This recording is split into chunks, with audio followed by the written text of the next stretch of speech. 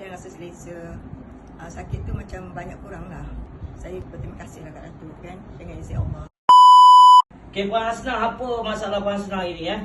Masalah saya, itu sakit sendi tulang. Lepas tu telinga tu macam berdengung lah.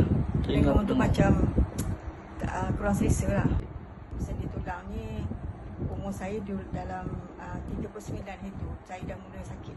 Oh, 39 dah mula sakit. Sekarang dah 61 tahun sekarang. Yang telinga berdengung ni dalam 15 tahun lah. 15 tahun tinggal bersih.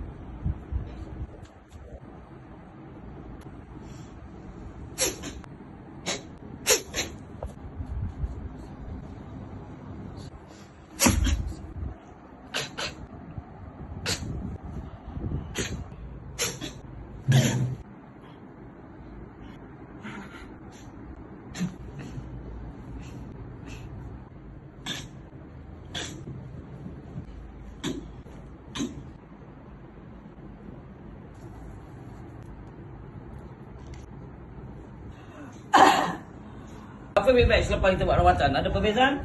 Badan rasa selesa. Sakit tu macam banyak kurang lah. Saya berterima kasih lah kat Datuk kan, dengan izin Allah. Bukannya 15-20 tahun dah. 20 tahun. Itu dia masalah 20 tahun. Okay, doakan Puan Hasnah agar terus sihat. Allah yang menyembuhkan. Kita hanya melakukan saja. Mudah-mudahan semuanya sukses. Amin. Ya Rabbal Alamin.